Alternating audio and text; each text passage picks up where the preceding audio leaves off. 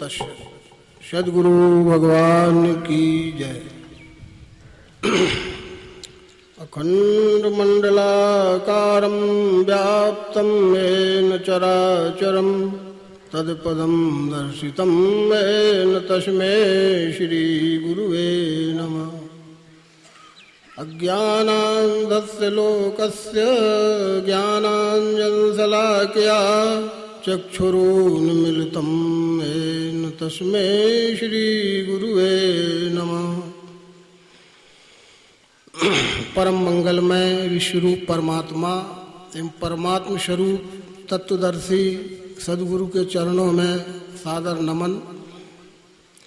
सतयुग प्रवर्तक नवम बुद्धोतार नारायण भगवान श्री मायानंद जी चैतन्य द्वारा संस्थापित केंद्रीय अध्यात्म विज्ञानशाला विद्यापीठ आश्रम ओंकारेश्वर के संचालक परम श्रद्धेय परम पूज्य स्वामी जी, उपस्थित सभी प्रिय भिन्न आत्मस्वरूप सज्जनों एवं शक्ति स्वरूपा देवियों,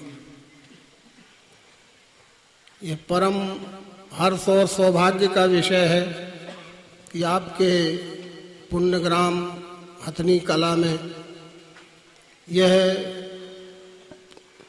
प्रदेश स्तरीय अध्यात्म विज्ञान सम्मेलन आयोजित है। विगत कुछ वर्षों से मेरे भी आने का, आप लोगों के दर्शन का सौभाग्य मुझे प्राप्त हुआ। इस बार भी मैं हाजिर हूँ। जहाँ तक अभी विगत कल से परम पूज्य स्वामी जी के सानिध्य में हम आप सभी अध्यात्म का यथार्थ रहस्य, भक्ति का विभिन्न प्रकार के जो अध्यात्म के गूढ़ रहस्य हैं उनका स्थूल सूक्ष्म सभी स्तर से दर्शन युक्त लक्ष्य बोध प्राप्त कर रहे हैं। वास्तव में इस मायने में हम आप अपने को भाग्यवान कह सकते हैं, समझ सकते हैं कि हम आप सभी इस विश्व प्रकृति की अखंड चक्राकार गति के घूमते हुए चक्र में बहुत अनुकूल समय में हम आपको ये विद्या मिल रही है, बड़े सहज में मिल रही है। चूँकि प्रकृति का काल चक्र अखंड गति से प्रवाहमान तो रहता ही है, उसमें ही युगों की कल्पना की गई है। उस दृष्टि से भी यदि हम देखें तो संपूर्ण प्रकृति मुख्य रूप से दो ही भाग में बढ़ती है, बाद में उसके चार भाग होते हैं। व्यवहार में भी हम देखते हैं कि दिन और रात दो ही हिस्से हैं, और महीने के दो पखवाड़े भी देखते हैं, वो भी दो पक्ष हैं, कृष्ण पक्ष है, शुक्ल पक्ष है। कृष्ण पक्ष ही प्रकाश घटते घटते पूरी अमावस्या की रात हो जाती है, और अमावस्या की रात के दिन ही से दूसरे पक्ष की प्रतिपदा शुरू हो जाती है। धीरे धीरे प्रकाश बढ़ते बढ़ते पूर्णिमा का पूर्ण दृश्य दिख जाता है। इसी प्रकार से ये विश्व प्रकृति के विराट चक्र का चक्र भी आधा नीचे की ओर आता है, और नीचे के आने की भी एक सीमा है। अब उससे नीचे वो कहाँ और नीचे चला जाए।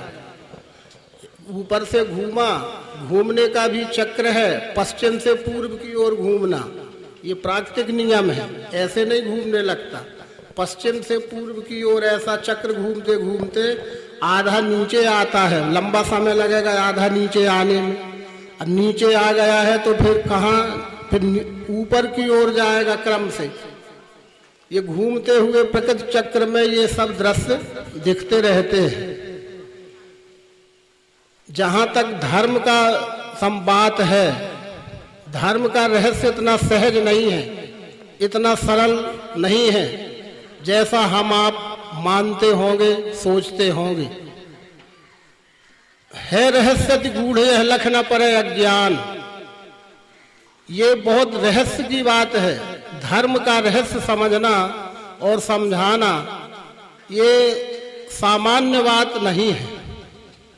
ये असामान्य कोटि की, असाधारण कोटि की महान लोकोत्तर विभूति जो होते हैं, वही कर्तुम धर्म व्यवस्थानम भगवान अवतरिष्यति। भगवान ही उस धर्म का रहस्य जानते हैं। उस धर्म का रहस्य मानव मात्र को समझाने के लिए ही उन्हें आना पड़ता है। धर्म त्राणाय यदा यदा ही धर्मस्य ग्लानिर्भवति भारत अभ्युत्थानम अधर्मस्य तदात्मानं सृजाम्यहम् परित्राणाय साधूनां विनाशाय च दुष्कृताम् धर्म संस्थापनार्थाय संभवामि युगे युगे। भगवान श्री कृष्ण का भी गीता में ये खुला उद्घोष है। मानस में भी यही सब बातें लिखी है, विषय बढ़ाना है। मूल विषय वस्तु वही जो अभी भी कही गई, मैं उसी में हूँ, उससे विषयांतरित नहीं हो रहा हूँ। तो भगवान का कार्य क्या है, भगवान की पहचान क्या है? हर व्यक्ति ही होता है, उसका स्तर किसी भी श्रेणी का होता है, किंतु देह दृष्टि से वो व्यक्ति ही होते हैं, पर कार्य से उनकी पहचान होती है। राम भगत हित नर्तन धारी और सह संकट किए साधु सुखारी। अब ये सब तमाम बातों का प्रसंग और संदर्भ और अनुभव लेने के बाद अब ये बात अलग है कि मानव मात्र में जो जब बात यहाँ से आती है कि धर्म आज का नहीं छूटा है, वास्तविक धर्म जिसे कहते हैं, यथार्थ धर्म जिसे कहते हैं, वो कुछ हजार वर्षों की भी गिनती नहीं कह सकते उसके लिए कि कब से छूटा है। अगर कुछ प्रमाणों के आधार पर बात करें तो 22 लाख वर्ष से धर्म छूट गया है। सही गिनती में सही जाओ तो 22 लाख वर्ष से मानव जगत से धर्म में भूल हो गई है, भ्रांति हो गई है। और वो भ्रांति होते होते और ये अमावस्या की रात हो गई है, पूरा कृष्ण पक्ष हो गया, पूरी अंधेरी रात हो गई, समझना पड़े झूठ का सांचा। इससे उबारने के लिए धर्म का रहस्य मानव जगत को खुले मंच पे लाने के लिए ऐसा नहीं कि प्रयास नहीं किए गए हैं, प्रयास हुए हैं, हर स्तर से हुए हैं।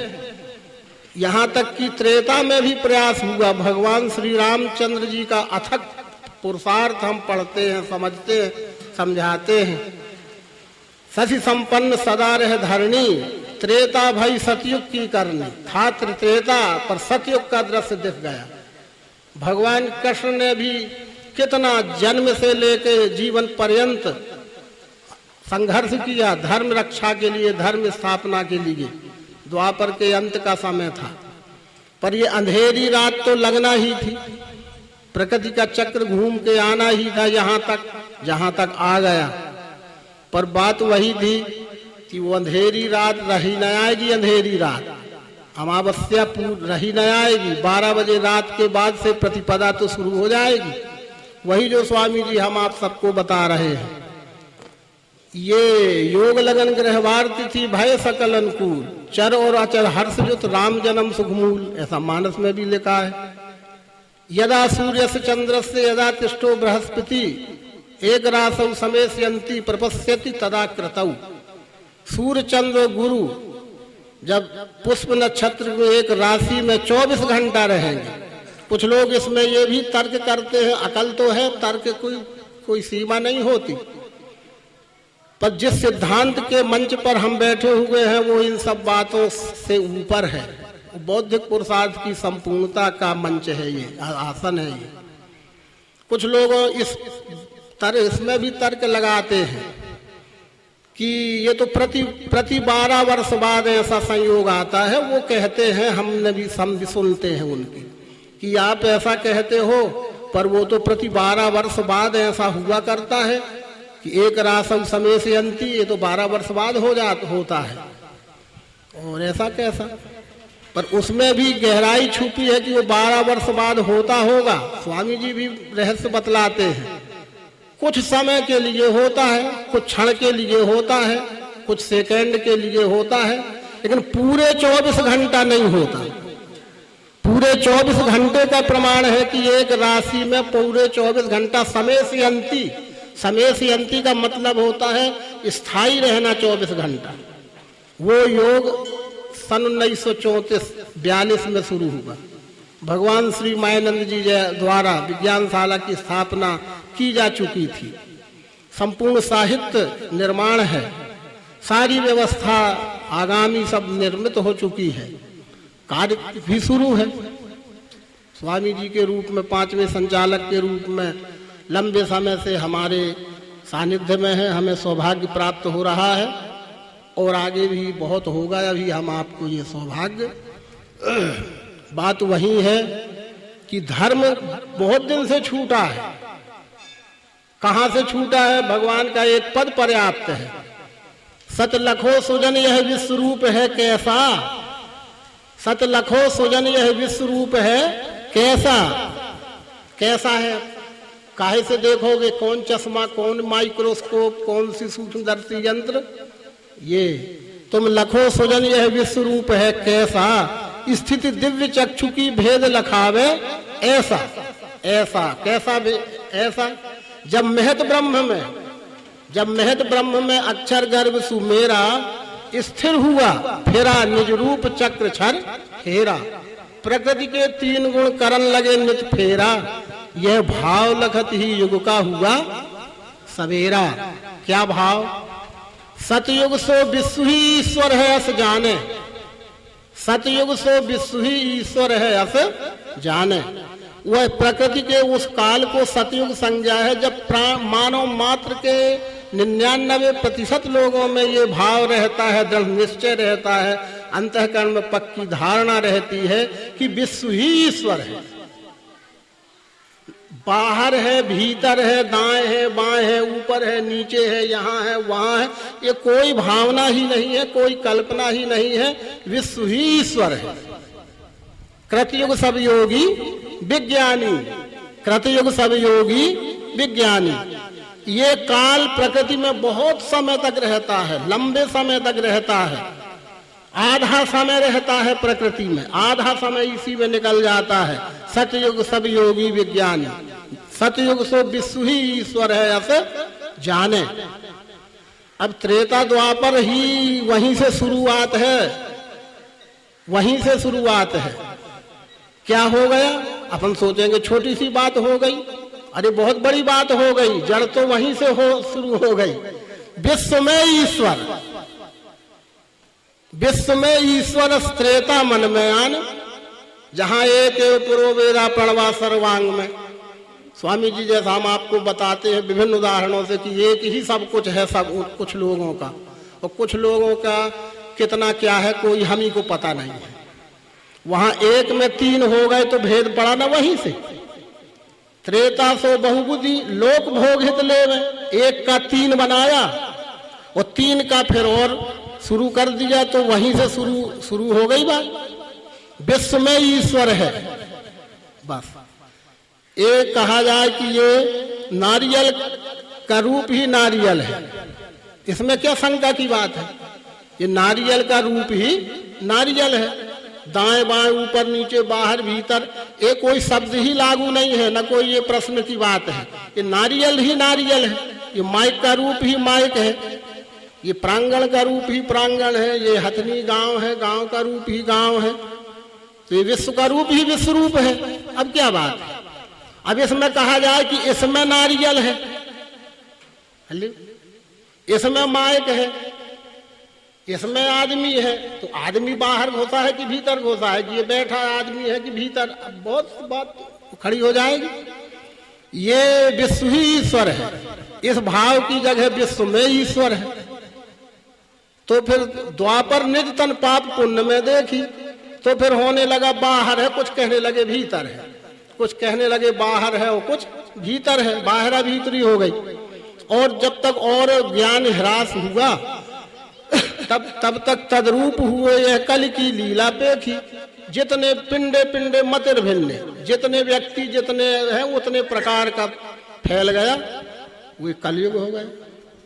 अब ये यहां तक जब पहुंच गई बात, बीच में सब प्रयास किए गए, किंतु प्रकृति की अखंड चक्राकार गति कोई रोक नहीं सकता, तो नहीं रोक सकी।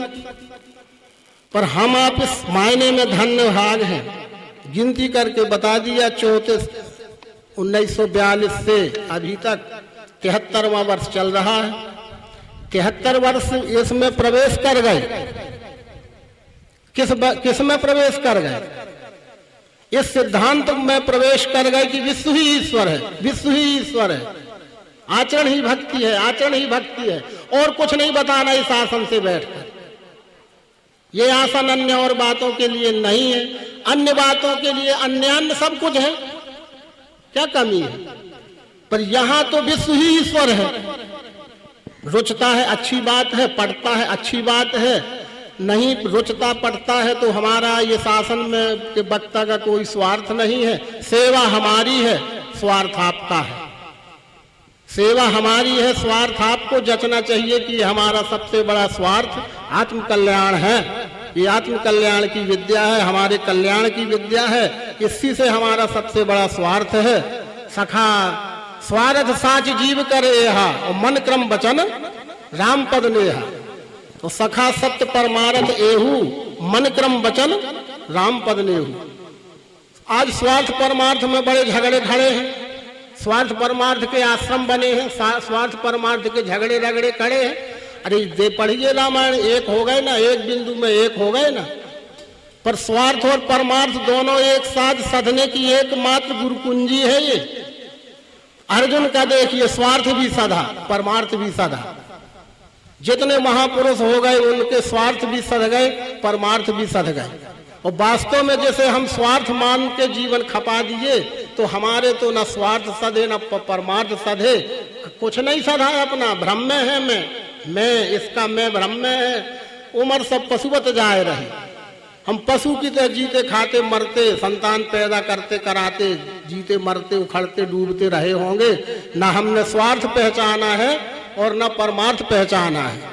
ये सच्चा स्वार्थ क्या है और सच्चा परमार्थ क्या है, इसकी पहचान जो करा देते हैं वही है भगवान, वही है भगवान। और जिसकी सेवा करना है उसकी पहचान करा देते हैं, वो है परमात्मा। जिसकी पहचान कराई जाती है वो परमात्मा है, और जो पहचान कराते हैं वो भगवान है। और बातें बहुत सी होंगी, बहुत से श्लोक होंगे, बहुत सी व्याख्या होंगी, उसके लिए पर्याप्त समय यहाँ उपलब्ध नहीं है। जो बात कही गई थी उसका उत्तर यही है कि जो इसकी पहचान कराते हैं वो भगवान है। भगवान नवम बुद्ध अवतार मायानंद जी ने ही तो पहचान कराई ना, भगवान कृष्ण ने ही तो पहचान कराई ना, भगवान राम ने ही तो पहचान कराई ना। जितनी 10 अवतारी विभूतियां हैं उन्हीं ने तो पहचान कराई ना।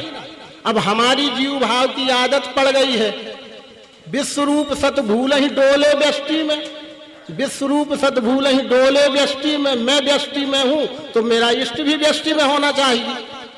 ये तो साइकोलॉजिकल बात है, मनोवैज्ञानिक बात है कि मैं जैसा हूं वैसे ही चाहता हूं। मैं व्यष्टि भाव में बंधा हूं तो मेरा इष्ट भी व्यष्टि में होना चाहिए। तो अव्यक्तम व्यक्तमापन्नम, हे अर्जुन मैं तत्व रूप हूं, अव्यक्त रूप हूं, सर्व रूप हूं, सब कुछ हूं, पर लोग मुझे व्यक्ति के रूप में देखना चाहते हैं। आज दुनिया में कौन सा ऐसा अभागी है जो देखना ना चाहता हो? कोई अभागी ऐसा नहीं है जो देखना ना चाहता हो।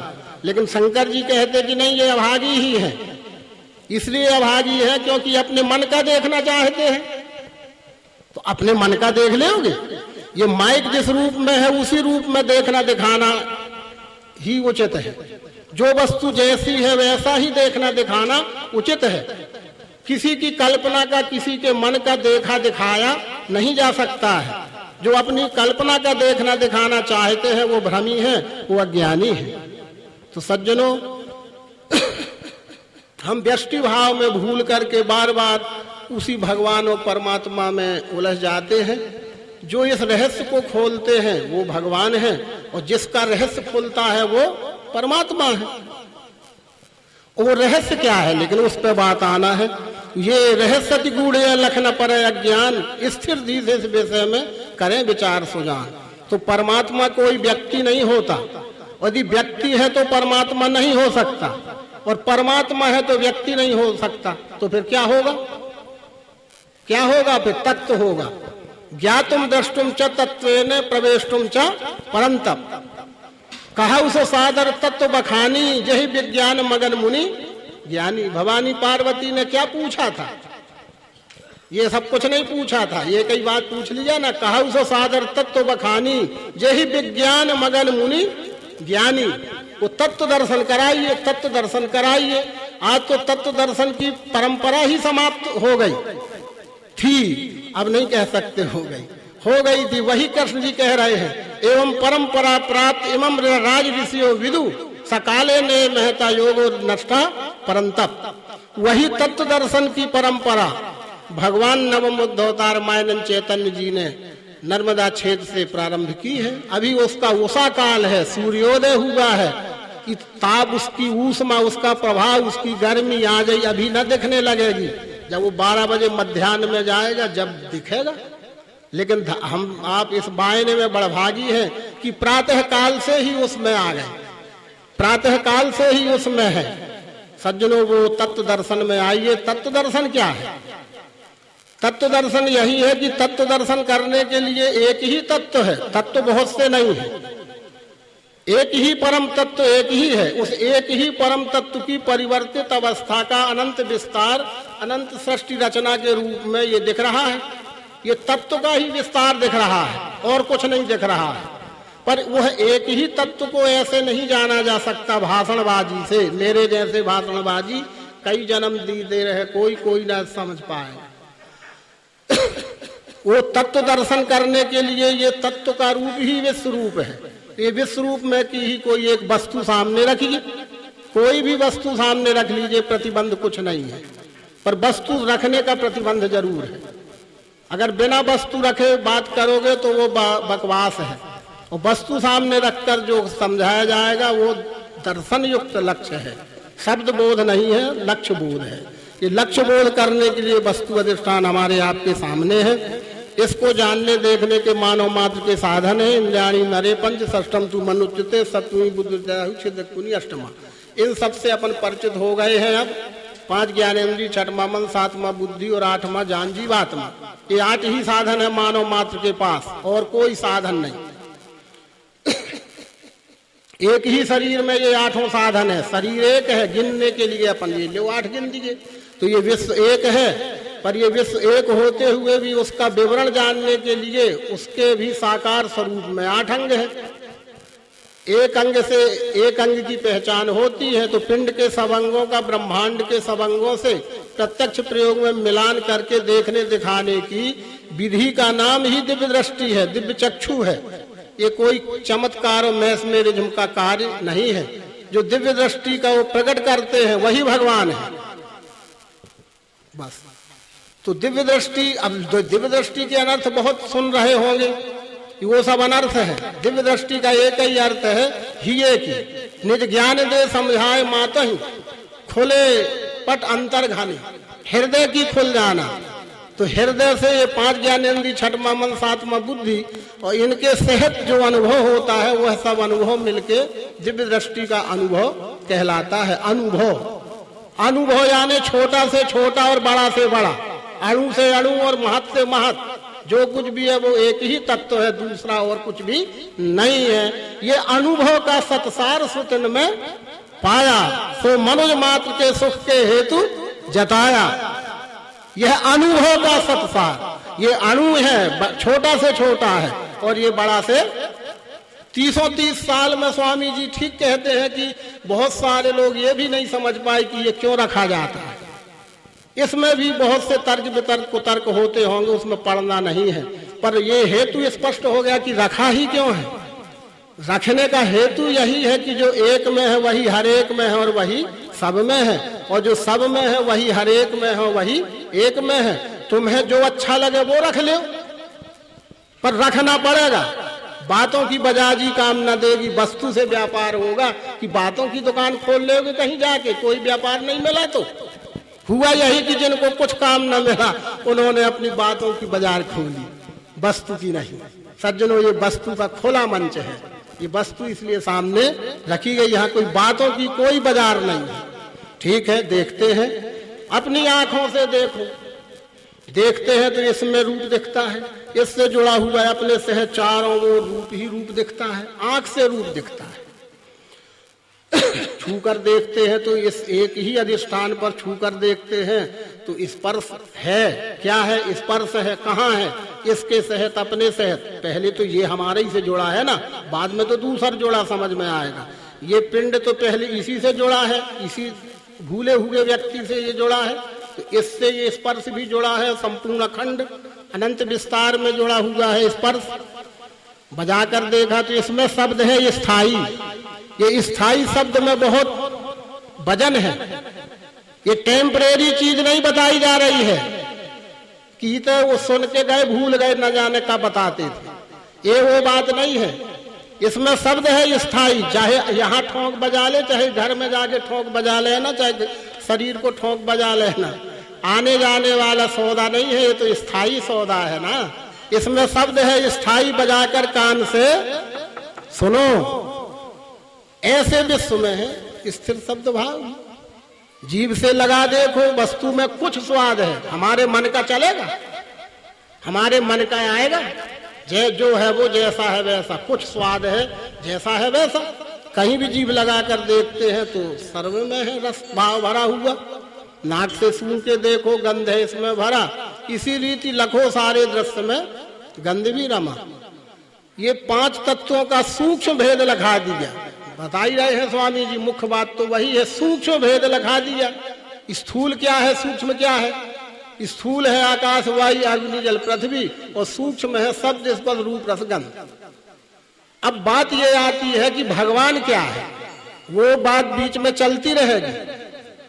वो भगवान, एक और भगवान की बात लिखी है रामायण में। आदि देव जही दीन दयाला, जठर धरे जही कपिल कृपाला, सांग सास जिन प्रकट बखाना, तत्व विचार निपुण भगवाना। तत्व विचार निपुण भगवाना। कपिल भगवान, उन्हें कपिल भगवान को भी भगवान कहा गया है। माता देवहूति के पुत्र हैं, कपिल भगवान हैं। बातें करते थे क्या? सांग शास्त्र जिन प्रकट बखाना, तत्व विचार निपुण भगवाना। तत्व दर्शन ज्ञान में निपुण थे, पारंगत थे। तो भगवान वही है। ये तो सामान्य सी बात हमें लगी होगी, हम भी प्रचार प्रसार में रहते हैं। लोग बस में चलो, ट्रेन में चलो, सुन ले उनकी बातें, जो कुछ सुन के बैठ लिए हैं, कुछ दिन बात सुनते हैं, हमारे भी कान में आती है। वो कहते हैं इनमें तो ऐसा बताते हैं, ऐसा बताते हैं, कोई चीज रख लेते हैं, ऐसा बताते हैं। इसके 2 कारण हो सकते हैं, या तो कि उन समझने वाले व्यक्ति ने ठीक से समझा नहीं है, या कि समझाने वाले ने उनको नहीं समझाया होगा। पर भगवान वही हैं जो इस तत्व को खोलते हैं। आंख से तो रूप दिखता है, ये सामान्य प्रक्रिया है। कान से शब्द सुनाई देना, त्वचा से स्पर्श आना, जीभ में स्वाद आना और नाक से गंध आना, ये तो सामान्य प्रक्रिया है। पर इसमें तत्व विचार निपुण भगवान। तत्व दर्शन क्या है? इसी में तत्व दर्शन है। वही तो स्वामी जी का लक्ष्य है कि हम उस ओर जाएं। इसमें तत्व खोजो, तत्व बताओ। आंख से रूप देखना ये तो प्रक्रिया है, कारण क्या है? त्वचा से स्पर्श आना, जीभ में स्वाद आना, नाक से गंध आना, प्रक्रिया है। कारण क्या है? कारण को खोजना, कारण को समझना, कारण को समझाना ही तत्व दर्शन है। वह है, ये भगवान का काम है। हम आप तो परंपरा चलाने वाले हैं। आविष्कारक कौन है? भगवान है। पूछ लीजिए किसी भी साइंटिस्ट से आज दुनिया के कि आंख से ही रूप क्यों दिखता है, बता दीजिए। त्वचा से ही स्पर्श क्यों आता है? इसमें कोई मतपंथबाजी चलाओगे? चला ले, चले तो कुछ नहीं चलेगी। और पर बताओ भी पर कि आंख से ही रूप क्यों दिखता है, क्या बात है? बस ये इतना सहज नहीं था जितना सहज हम लोगों को सहज में मिल रहा है, तो हम लोग उसको बड़ा सहज बना लिए हैं। इतना सहज नहीं है, ये इतना सहज नहीं है, उसको भगवान ने इतना सहज में स्पष्ट कर दिया कि अग्नि का कारण है, अग्नि का ही गुण रूप है और अग्नि की ही क्रिया